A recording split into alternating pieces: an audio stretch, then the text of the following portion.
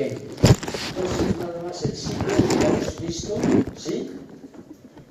Y en el ciclo todos los componentes, obviamente los hospedadores, obviamente el medio ambiente, las formas parasitarias, las formas infectantes, cómo ocurre la infección, etcétera, ¿no?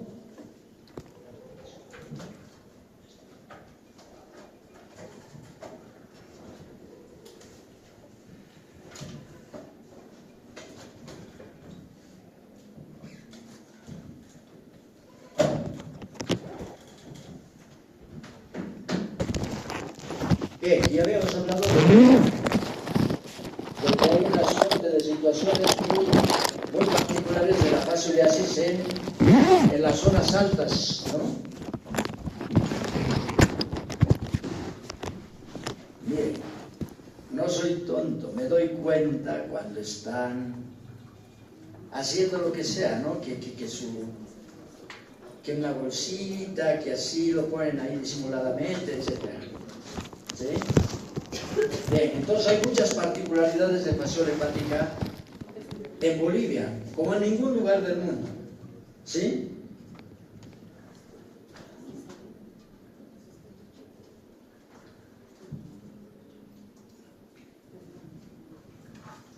Entonces, en ese contexto, ¿qué pasa con fasciola hepática y la fascioliasis en el altiplano norte de La Paz?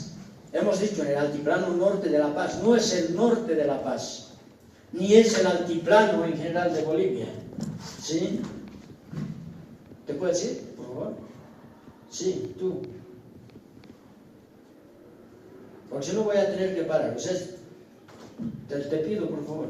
Y no me interesa que te quites a quien sea, porque he dicho, no pueden grabar. ¿Tengo cara de tonto? Dime. No, ¿verdad? Y no soy. Entonces, por favor,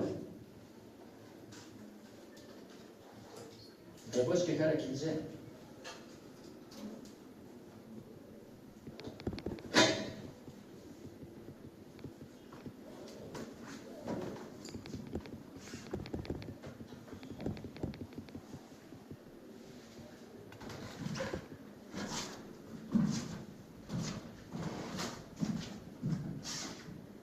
Bien, entonces, provoca enfermedad en el hombre, pero además se le causa daño no solamente porque lo provoca enfermedad, sino porque afecta al ganado.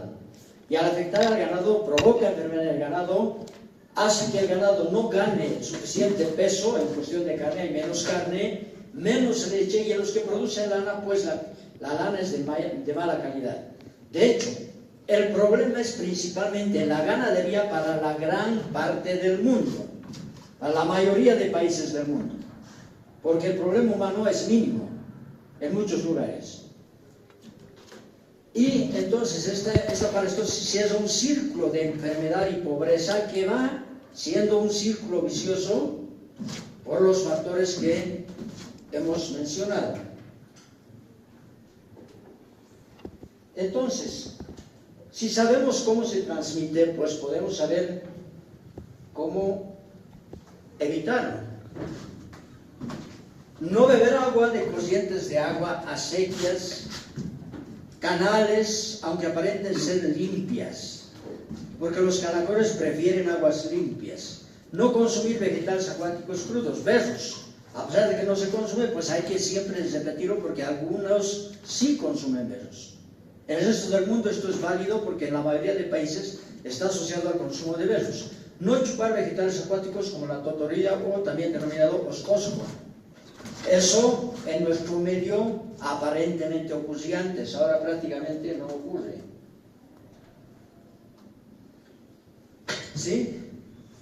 Hay que considerar, ya esas eran las medidas de profilaxis, en las medidas de control hay que considerar el tratamiento masivo de humano en zonas hiperendémicas, que es la estrategia utilizada en pocos países. El país donde más se emplea esa estrategia es el altiplano, es Bolivia, y es específicamente en el altiplano de La Paz, porque ahí están las zonas más hiperendémicas del mundo. Entonces se administra ¿sí?, anualmente tratamiento a la población que vive en esas provincias que habíamos mencionado anteriormente. Y obviamente educación sanitaria para evitar que ocurra la transmisión. Y lo más importante, provisión de agua potable, no tanto así de alcantarillado, ya vamos a ver por qué. Entonces hasta ahí hemos tocado las cosas y algunas cosas complementarias. Aquí tenemos esta especie de pato, que son las ocras, ¿sí? Fulica andersiaca es el nombre científico. Entonces no son patos, porque los patos sí tienen sus patas, sí, palmeadas, ¿verdad? En cambio estas tienen garras, entonces son diferentes, aunque los conocen como patos. ¿Y qué pasa? Las chocas se alimentan de caracoles y por lo tanto la cuestión es no cazarlos, porque están sitios de controladores biológicos de caracoles y eso contribuye al control. Entonces, ¿con qué se hace el tratamiento masivo? Con el medicamento de elección, el único que funciona bien es el triclavendazol. Ojo, yo no estoy haciendo propaganda para Novartis, pero es el único que hay, es el Egaten. Y el país recibe los medicamentos a través de una donación de Novartis vía Organización Panamericana de la Salud. Y el tratamiento es una dosis única de 10 miligramos kilogramo peso. ¿Por qué lo menciono? Si no estamos en un ciclo clínico, porque hemos visto que muy pocos médicos conocen cuál es la dosificación del medicamento. Y les digo, este es el buen medicamento. Y si ese no funciona, ¿qué hacemos? Se puede repetir la dosis. Pero no tenemos otra opción. Me sigo equivocando, voy a poner esto. No tenemos otra opción excepto la nitazoxanida. No vamos a hablar de dosificación de la nitazoxanida, pero la nitazoxanida en nuestro medio los médicos utilizan para lo que sea. ¿Qué quiere decir eso? Para cualquier parásito cualquier parasitosis producida por el mintos, por protozoarios, también tiene actividad antibacteriana. Entonces es como a los que venden los medicamentos, a los visitadores médicos y a las empresas, básicamente les interesa vender. Entonces sirve para todo, y el médico dice, utilizamos para todo. Tengo que tocarle aquí de manera importante que la nitazoxanida es el único medicamento que funciona mejor en las infecciones por Cryptosporidium. ¿Qué es Cryptosporidium? Es un género de parásitos digestivos que pueden ser causa de muerte en los pacientes que están inmunodeprimidos, principalmente en los que tienen SIDA.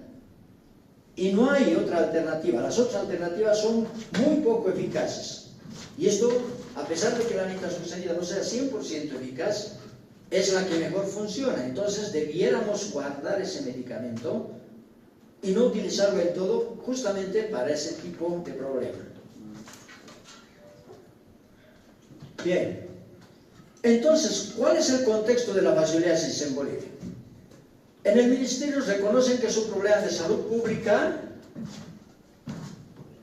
pero, ¿sí?, los recursos son insuficientes, no hay dinero para controlar la fascioliasis. En el ministerio es un subprograma del programa de zoonosis. Y el programa de zoonosis gasta casi todo el dinero en la vacunación para vacunar a perros contra la rabia. Entonces luego no hay plata para fascioliasis, ni para hidatidosis, ni para cisticercosis, ni para teniosis. ¿Sí? Las acciones se limitan a la detección de casos clínicos, solamente los que enferman. Que en nuestro país pocos enferman y muchos están infectados, o por lo menos si enferman no tienen un cuadro clínico muy característico y no se diagnostica. No existe ninguna estrategia sostenida de control, aunque, y esto es importante, existe un proyecto de desparasitación masiva de humanos en las zonas endémicas, administrando triclavendazol o Egaten, que son donados por Novartis. Y somos de los pocos países. El otro país donde se aplica de una manera diferente la terapia masiva es Perú. Y hay otros países en el viejo mundo. Entonces, no llegamos a 5 los países donde se aplica esto. Y no existe ningún proyecto o programa para controlar la fascioliasis, aparte de lo que toca a zoonosis. Entonces, ¿pero se puede controlar? Sí, sí se puede controlar. ¿Por qué? Porque se conoce bastante del problema en La Paz, pero no se conoce mucho del problema en el resto del país. En los otros departamentos sabemos que hay fascioliasis animal, pero no hay ni un solo caso de otro departamento. El día que se encuentren casos en humanos de otros departamentos, pues eso es para publicar. ¿Ok? Entonces, pero se conoce mucho en las zonas más hiperendémicas. Como se conoce, por lo tanto, habría que iniciar un programa de vigilancia epidemiológica, prevención y control de la fascioliasis. Pero hay que apuntar a la fascioliasis humana y a la fascioliasis animal, porque si pensamos en una de las cosas nomás, el parásito sigue. Entonces tiene que ser un programa integral donde participe el Ministerio de Salud y otros ministerios que tienen que ver con la parte de salud animal. Tiene que ver el Ministerio de Medio Ambiente y Aguas, etc. Tiene que ser un enfoque multidisciplinario, interinstitucional, interministerial, etc. Y hay que tener una cosa importante. Tiene que ser bajo un enfoque de una salud. ¿Y qué es una salud? Una salud es salud del humano, salud de los animales y salud del medio ambiente.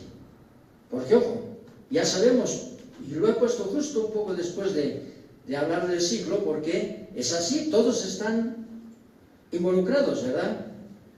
Entonces, esto no se ha dado hasta el momento en nuestro país, por lo tanto, tiene que ser un enfoque con esas características.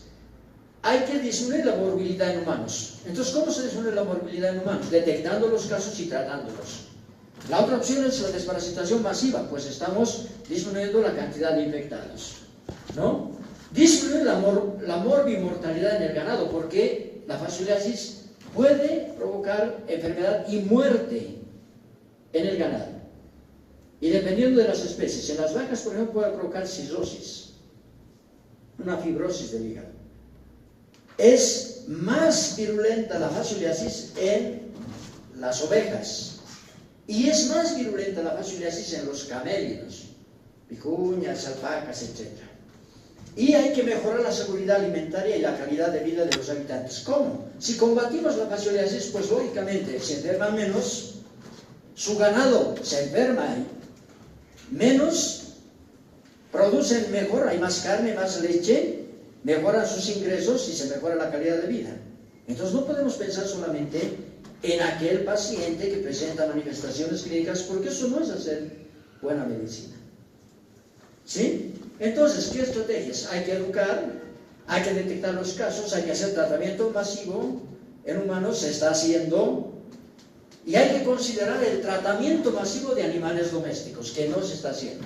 Y de hecho, los dueños de ganado lo hacen, algunos lo hacen así empíricamente por su cuenta, le dan una dosificación, a veces mal dada, no es en el momento específico y demás. En cambio, en el caso de otros que tienen más dinero, pues acuden a veterinarios. Algunos veterinarios hacen bien las cosas y otros no. Entonces esto hay que considerarlo seriamente. Y obviamente está el saneamiento ambiental, detinización o mejor alcantarillado, ¿verdad?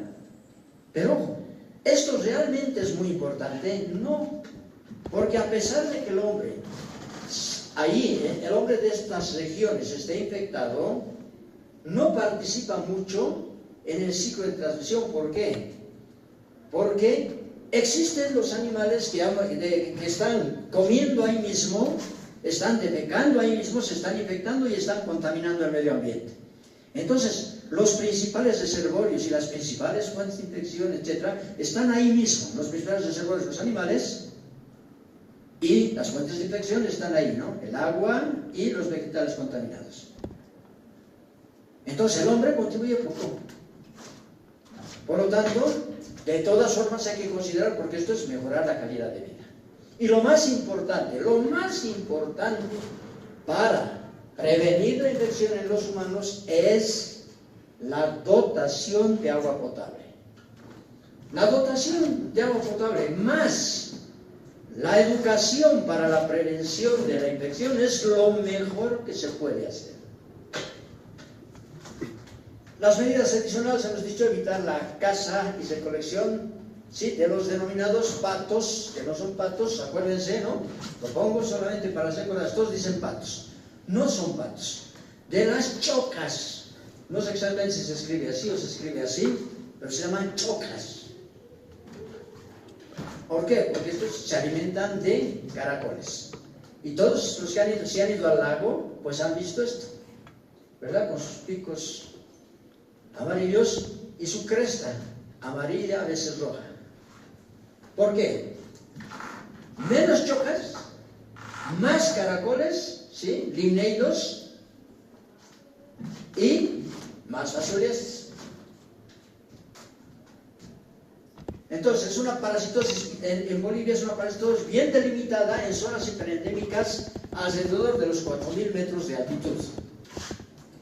Se conoce suficiente sobre su epidemiología. Por esas razones esta parasitosis se puede controlar si es que hay una decisión política que involucre a todos los actores, y entre ellos a los campesinos. Esto es lo que no está ocurriendo. Ojo, no es que hay que conocer más, ya conocemos bastante, ya deberíamos intervenir. Y después, controlar la facilidad implica mejorar, hemos dicho, las condiciones de vida de la población. Miren esto. Estas son algunas publicaciones sobre fascioliasis de la década de los 2000. Estas son unas imágenes de las regiones.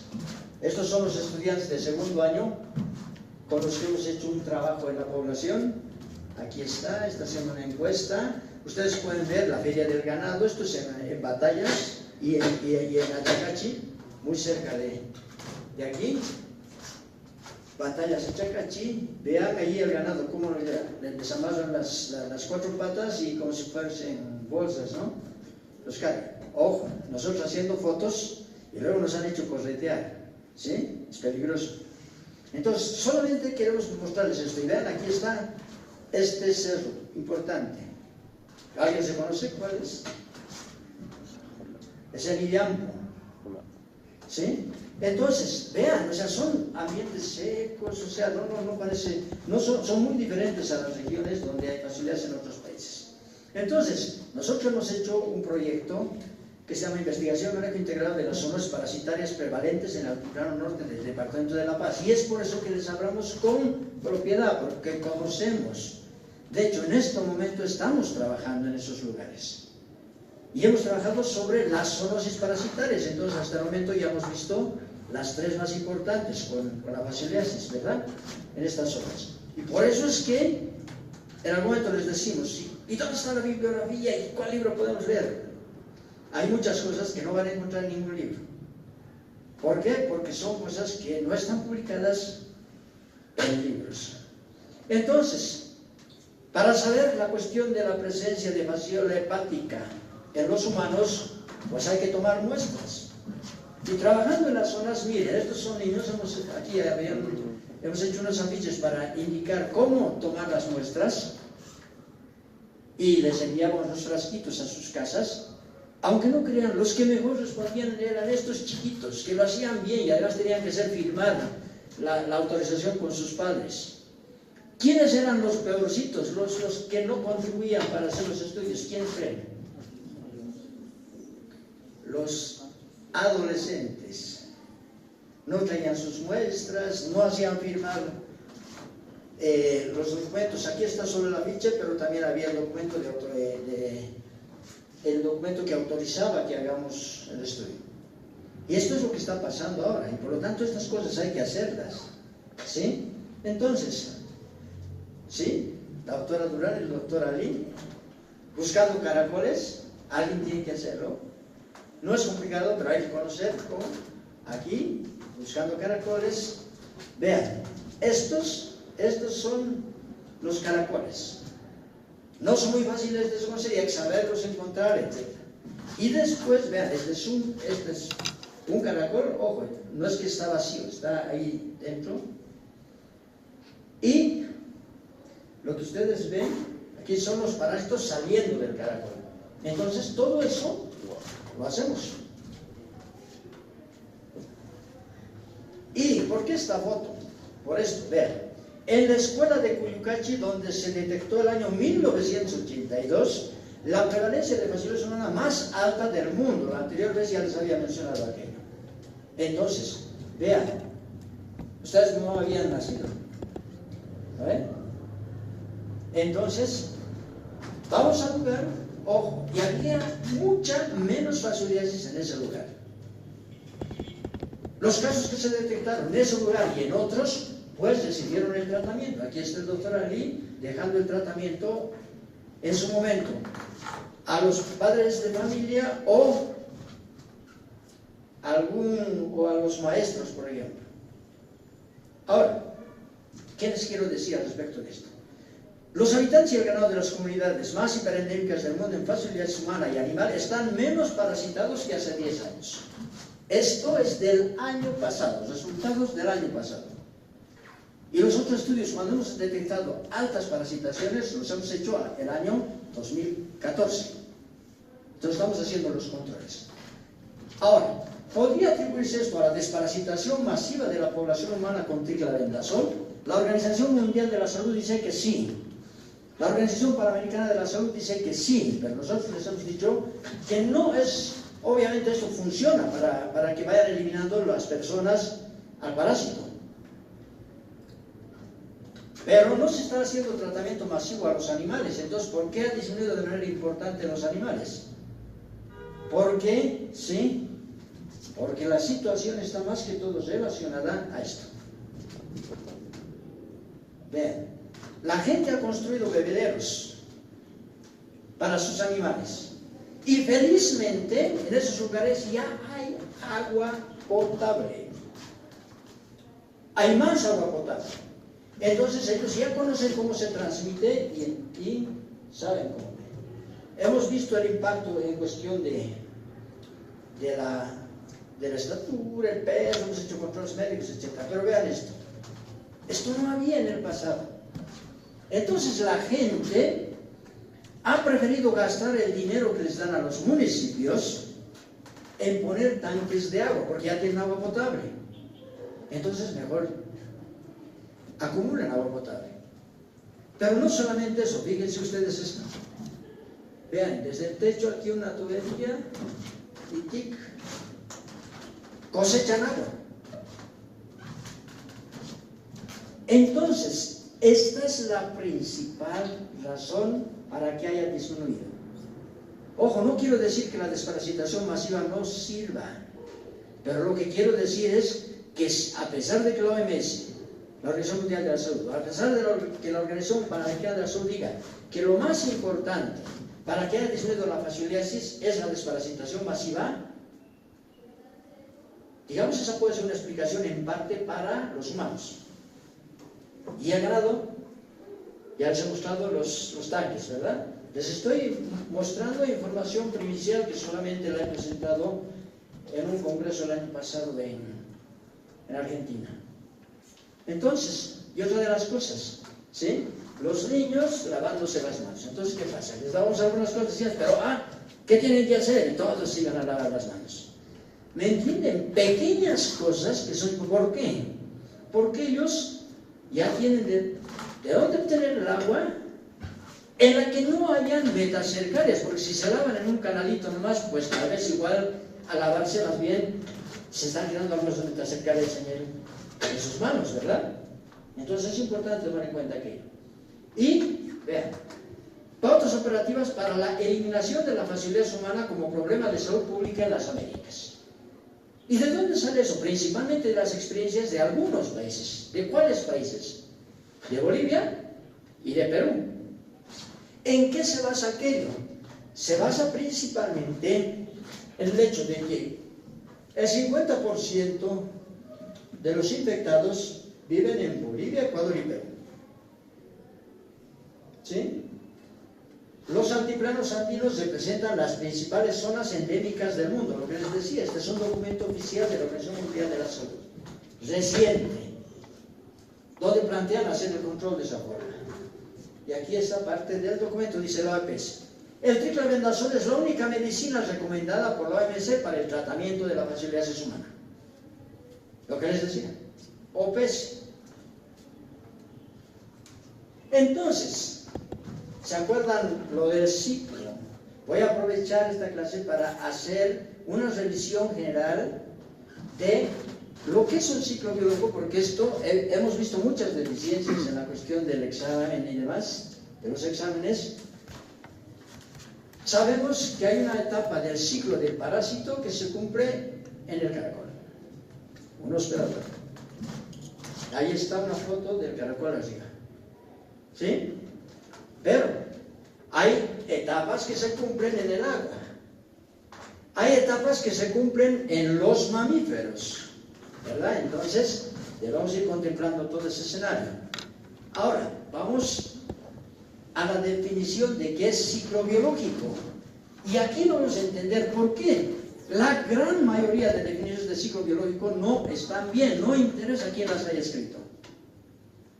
Vamos aquí a desvestir la definición. Es la secuencia de etapas biológicas por las que pasa un parásito para continuar su desarrollo y mantener su especie. Secuencia de etapas biológicas para continuar su desarrollo y mantener su especie. Pero ojo, eso no es ciclo biológico de un parásito, es un ciclo biológico de un ser vivo. ¿Ok? Un parásito que tiene de particular respecto a otros seres vivos. La dependencia. ¿Dependencia de quién? De un hospedador. Perfecto, vamos entonces a eso. ¿Sí?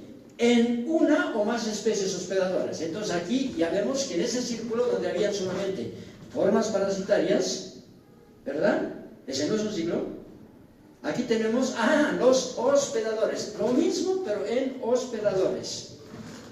En una o más especies hospedadoras. Aquí tenemos una y mínimamente otra, un mamífero. ¿Verdad? Entonces, ¿qué más? ¿Ah? O en el medio ambiente. Y en el medio ambiente, en algunas especies, no todas las especies necesitan el medio ambiente para continuar su ciclo.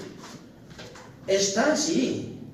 Si no hubiese agua, pues no es posible. Y si no hubiesen caracoles en el agua, tampoco.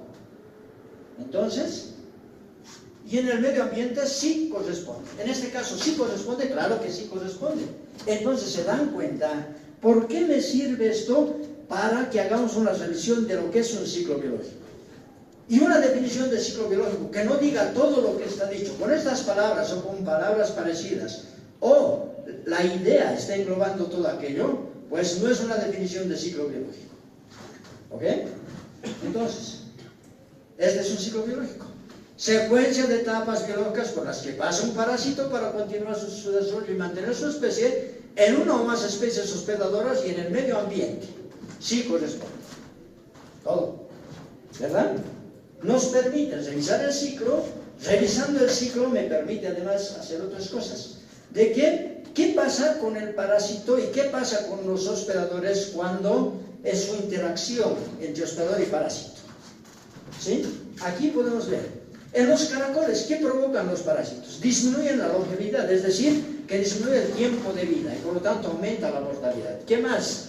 Destruye la glándula digestiva. La glándula digestiva, decíamos, es la que está dentro de la concha. ¿Qué más? Afecta la capacidad reproductiva, se reproduce menos y aumenta la sensibilidad al estrés ambiental. Por lo tanto, pasión hepática como que es lo peorcito que le puede pasar al caracol, ¿verdad? Esto es válido para el resto del mundo. Para el altiplano de La Paz y el altiplano peruano, no. El parásito aquí está feliz. El caracol está feliz. Los humanos parasitados y los animales parasitados están menos afectados que en otras partes del mundo y sobre todo los humanos. Entonces hay cosas misteriosas que las tenemos que ir desglosando. La anterior vez yo terminaba, casi en las últimas diapositivas mencionaba esas características. Entonces esto en otras partes del mundo. ¿Por qué? ¿Sí? Vean, las formas juveniles van a incrementar su tamaño en la medida en que invaden, ya vamos a hablar de ciclo biológico, prefieren alimentarse de células hepáticas, también se alimentan de sangre, Después, más o menos cerca de los 2 meses, llegan a las vías biliares, ¿sí? Más o menos a las 8 semanas, 2 meses después de que se ha infectado el individuo, los parásitos se han fecundado ellos mismos y ponen huevos. Entonces ese es el periodo prepatente, desde que se infectan hasta que se pueden detectar huevos del parásito en las heces. ¿Ok? Entonces, ¿y por qué voy así un poquito? He hablado hasta lo del control y demás. ¿Por qué? Para que se entienda de que si conocemos cómo se infectan, pues hay que apuntar a cómo prevenir. Ahora vamos a entrar a hablar de la infección y de la enfermedad. Entonces, en la etiopatogenia de la fascioliasis existe una fase invasiva, ¿sí? Y la fase invasiva, una cosa es el mecanismo de infección. El mecanismo de infección es que hayan ingresado las metacercarias al ingerir vegetales crudos o al beber agua contaminada con estas metacercarias. Ese es el mecanismo de infección. ¿Y la forma infectante cuál es? ¿Cuál es? ¿Ah? La metacercaria. No es lo mismo, ¿verdad? Metacercaria es un nombre nada más. Pero la vía de infección no es metacercaria. Y el mecanismo de infección no es metacercaria. Ojo, metacercaria es algo del mecanismo de infección. Entonces, y la fase invasiva no empieza ahí, porque en ese momento lo que ha ocurrido es la infección, porque el parásito luego podrá continuar su ciclo biológico. ¿Ya? Entonces, una vez que el parásito ingresa al organismo por vía oral, por acción de las secreciones digestivas, se reblandece la cubierta del parásito y se libera la forma juvenil. La forma juvenil, ¿sí?, lo que hace es atravesar la pared del tubo digestivo, del intestino. ¿Y dónde llega? A la cavidad, ¿no? La cavidad peritoneal o abdominal, y se traslada hacia el hígado por un tropismo. El parásito tiende a ir ahí por un tropismo. Y atraviesa la cápsula de Wilson, atraviesa el parénquima hepático y finalmente llega a su hábitat. Y en ese trayecto el parásito va desarrollando, va creciendo. Llega, pero no llega ya adulto, sino que tiene que pasar un poquito más de tiempo para que sea adulto. Y va a ser adulto más o menos a los 2 meses, ¿verdad? Y va a poder poner huevos. Entonces, una vez en las vías biliares, los parásitos llegan adultos, se enrollan, hemos dicho, ¿verdad?, sobre su propio eje, y ahí se fijan en la mucosa porque tienen unas espinas en el dorso, y una vez fecundados ponen huevos.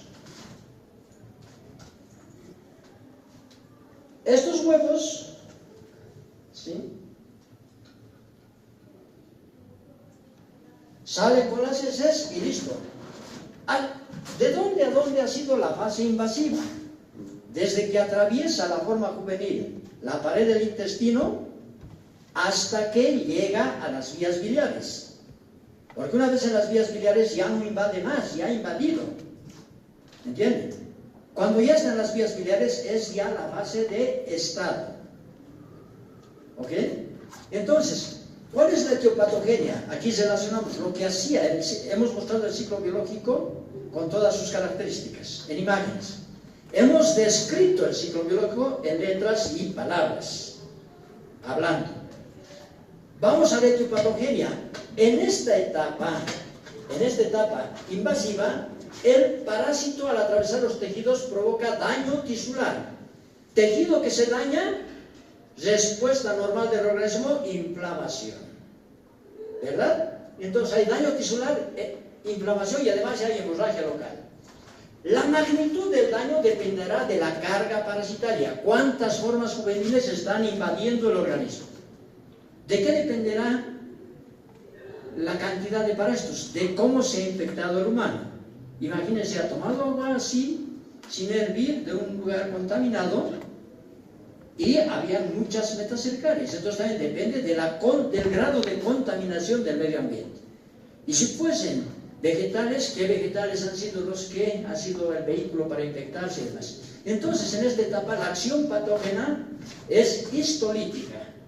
Pero no solamente histolítica, ¿verdad? Porque si se inflama, ¿Qué otra acción patógena? Proinflamatoria, pero no se olvide que a veces el parásito está invadiendo tejido. ¿Qué más? Más que traumática porque es histolítica, porque está histolítica. ¿Qué más? ¿Qué más? Porque va a iniciar una respuesta inflamatoria, aparte de la inflamatoria, inmunitaria. Inmunoalergénica. ¿Se dan cuenta? O sea, ¿por qué es importante? ¿Por qué estoy yendo de una manera medio rara? O sea, no en el orden así tal cual, porque esto me permite que vayamos en secuencia. La presencia de los parásitos en vías biliares puede determinar procesos obstructivos que no permiten una adecuada circulación de la bilis hacia el duodeno a través del colédoco. ¿Por qué? Los parásitos, imagínense, enrollados están tapando las vías. Mientras más parásitos, más obstrucción. Por lo tanto, ahí hay una acción mecánica obstructiva. Entonces eso determina que haya retención de bilis. Luego vamos a asociar la patogenia con las manifestaciones clínicas. Entonces, al atravesar los tejidos, ¿sí? Decíamos la acción histolítica, ¿verdad? Luego la acción mecánica en la fase de estado. La acción histolítica en la fase invasiva. ¿Ok? El parásito se alimenta principalmente de sangre y células de los tejidos. Hay también una acción exfoliatriz. Entonces, a causa del tránsito por diferentes tejidos, el parásito también se puede localizar a veces en otros lugares.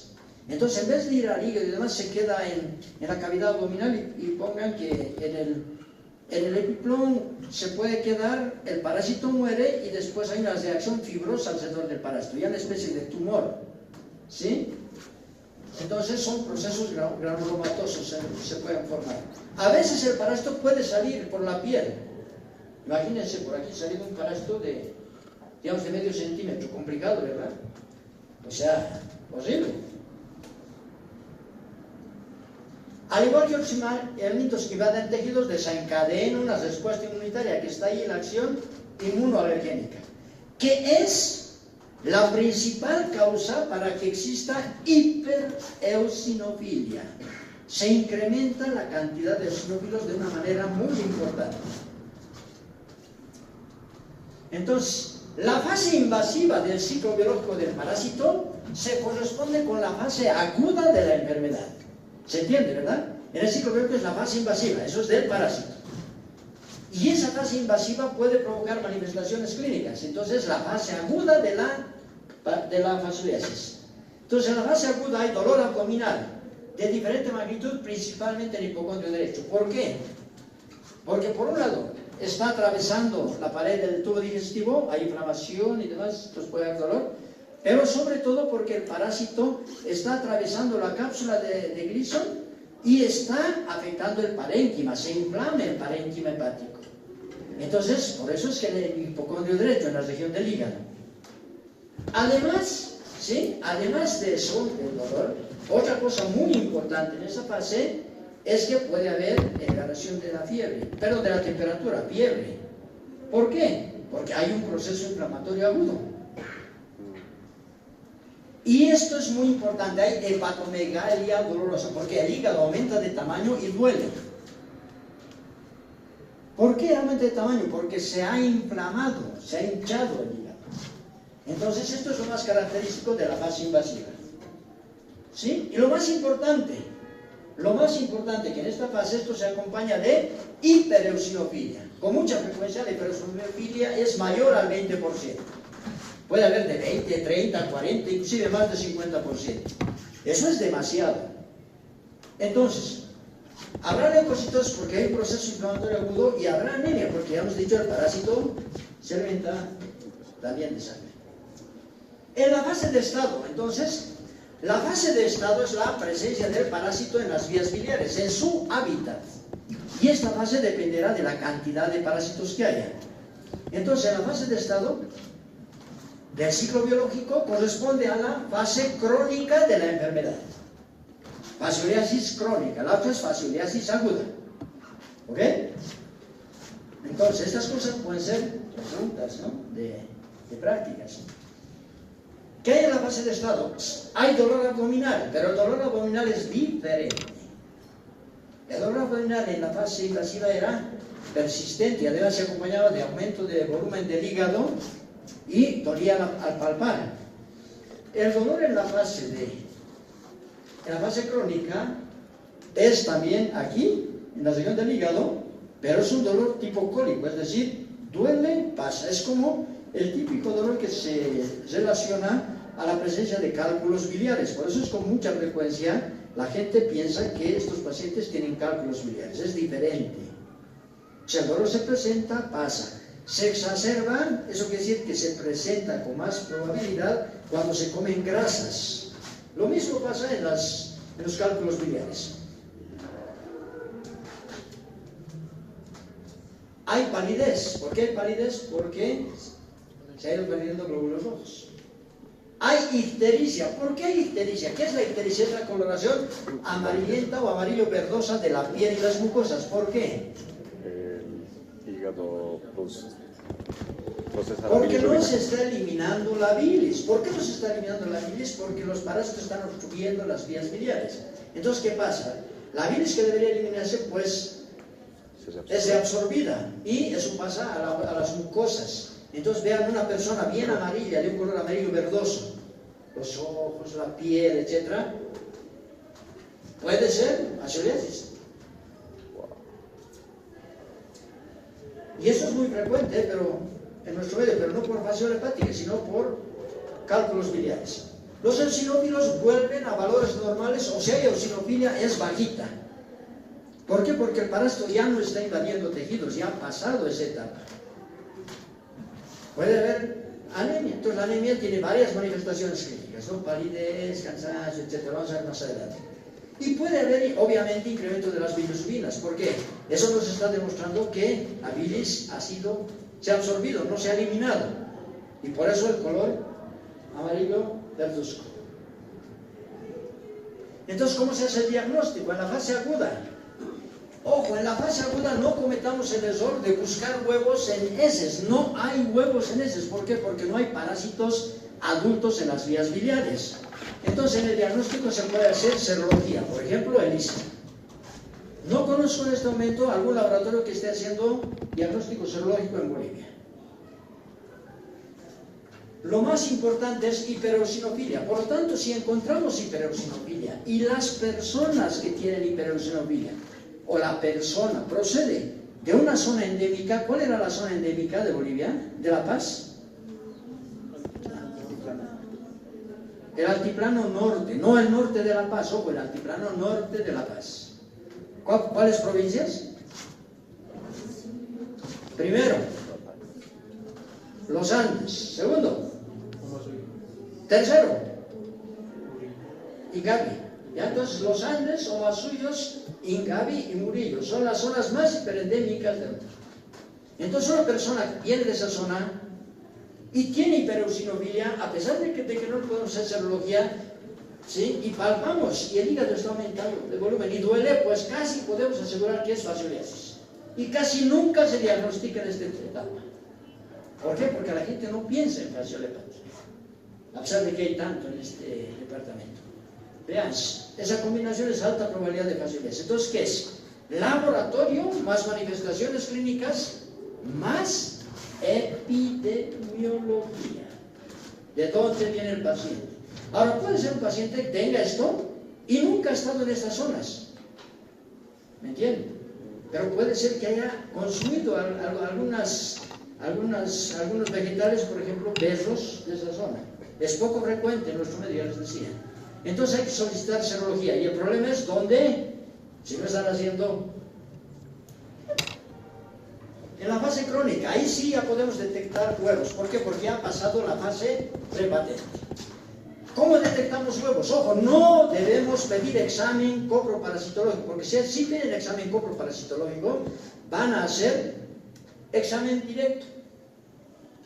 No en resto, examen directo nada más, el coproparasitológico simple, que tiene baja sensibilidad. Casi no sirve para fascioliasis. Y para nosotros, para esto sirve poco. Después, otro laboratorio que hace mejor va a hacer un procedimiento de concentración. ¿Cuál hará con más frecuencia? Ya hemos hablado de esto. ¿Ah? Ricci modificado. Sedimentación. ¿Qué procedimiento? Ricci Ricci no. modificado. ¿Por qué? Porque Ricci no es posible tener éter, es caro, hay que hacerlo importar y hay que estar registrado, sí, en la Fuerza Especial de Lucha contra el Narcotráfico. ¿Por qué? Porque es una sustancia controlada, caro, difícil de obtener. Entonces, ¿para qué vamos a usar eso si podemos sustituir por otra cosa? ¿Con qué sustituimos el éter? Gasolina. Con gasolina. Entonces, ¿cuál es la técnica?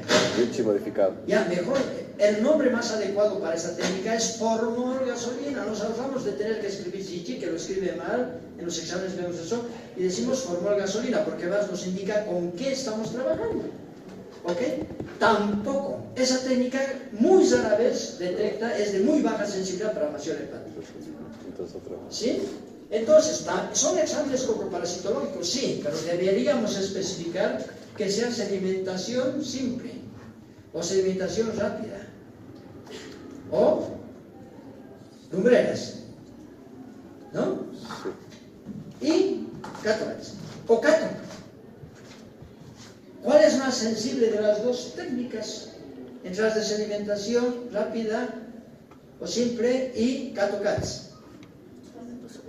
No, lumbreras, porque lumbreras es una técnica de concentración, cato-cats no, ni cato tampoco. Entonces, si se pueden detectar como antígenos del parásito en heces, por una prueba que se llama FACIDIP, que no tenemos, se puede hacer diagnóstico molecular, pero todavía eso está en proceso. Solamente para recordar, esta es la técnica de lumbreras, todos ustedes han visto en las prácticas, ¿sí? Esto es en nuestro laboratorio haciendo la investigación correspondiente, aquí, observando los parásitos en la técnica de lumbreras. Está el fondo está coloreado con azul de metileno o con verde de malaquita, generalmente azul de metileno más barato. Se pueden hacer técnicas de concentración, pero muy rara vez vamos a encontrar huevos con las técnicas de concentración. Entonces estas no son las más indicadas. ¿Ok? Las técnicas de concentración en el marco de lo que es formol gasolina, Ricci, lo que sea, no, casi no sirve. La que hacemos, esta, lumbreras. Es la técnica más sensible, aunque la Organización Mundial de la Salud dice que debiéramos hacer primero cato-cats. Nosotros hacemos las dos, pero siempre hacemos en primer lugar lumbreras. ¿Por qué? Porque es más sensible. Entonces nuestros resultados son mejores que aquellos que solamente hacen cato-cats. Y hacemos recuento, obviamente. Primero encontramos, infasión, ¿cuánto habrá? Hacemos recuento con cato-cats. ¿Ok? Y aquí está, ¿no?, la cuestión de cato-cats, cómo se procede y demás. Ahí está, nada más para recordar. Y en el cato-cats lo que vemos es el fondo, se ha aclarado la muestra y aquí vemos la silueta del parásito. Y en esta se ve mejor, ahí al medio. Entonces ya saben las medidas de profilaxis que hemos hablado, las de control también. Ya saben, ¿no? No estoy haciendo propaganda para el Legatim, por si acaso, pero es lo que nos donan y pues, qué bien. ¿Sí? Esto. El ciclo del parásito no ocurre en las aguas del lago Titicaca, no. ¿Por qué eran? ¿No estaban? Muy salada. O sea, los caracoles no pueden estar en esta agua. Entonces ocurre en las aguas de curso lento, en las provincias del altiplano, alrededor o próximas al lago Titicaca. Y también está ocurriendo en otros departamentos, pero no sabemos por qué nos infectan los humanos. O tal vez sí se infectan, pero no estamos haciendo el diagnóstico adecuado. ¿Por qué? Porque no se está haciendo lumbreras en otras partes. De hecho, que yo sepa, creo que somos los únicos que hacemos lumbreras. No, porque usted sabe que es una pichanga hacer lumbreras. Entonces no es qué caposura, no. Sencillamente que nosotros estamos buscando la posibilidad de evasión hepática. Los demás no. Entonces, ya sabemos los mecanismos, ya sabemos que hay que conocer el problema en las zonas. Estas son las zonas, ¿sí?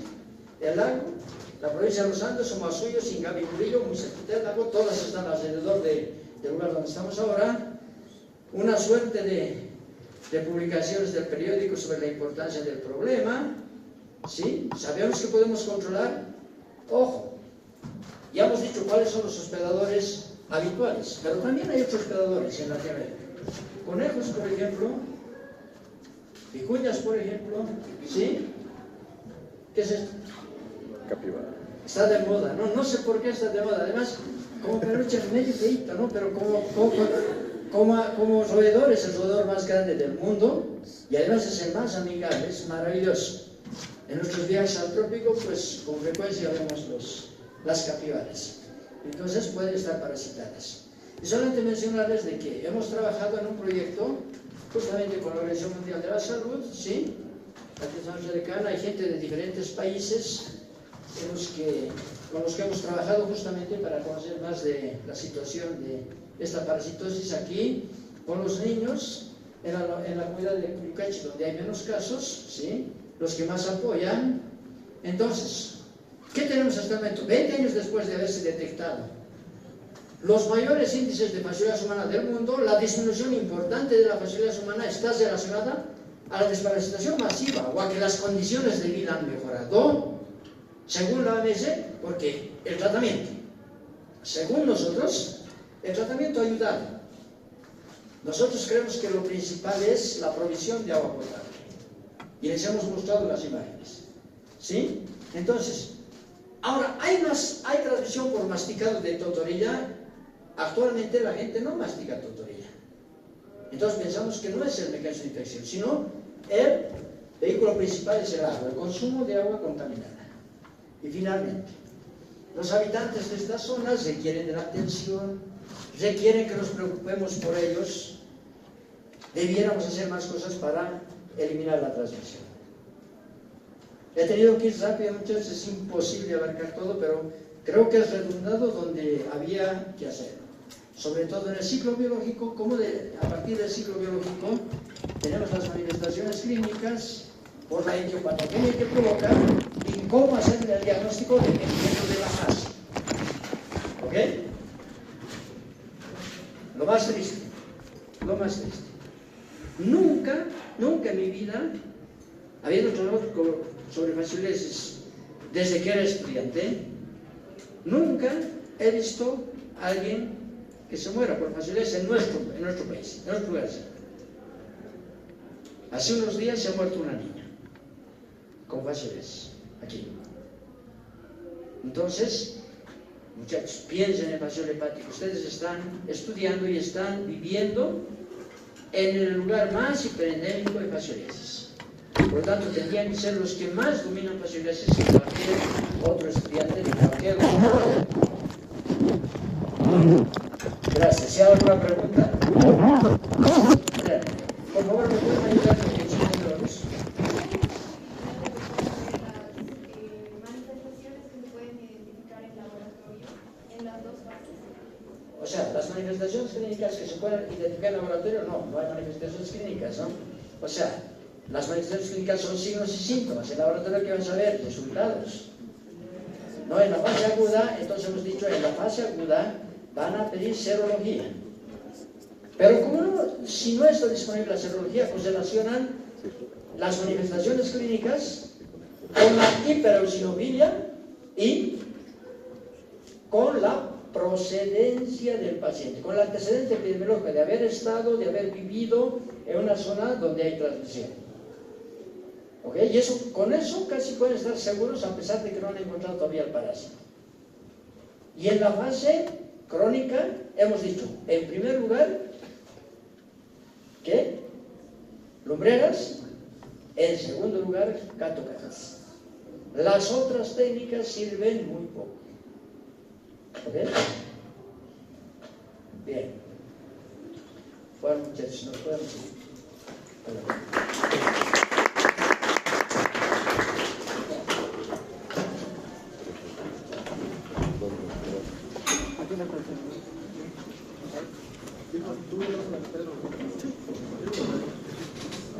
O si nos que venga, le puedo mandar mi número.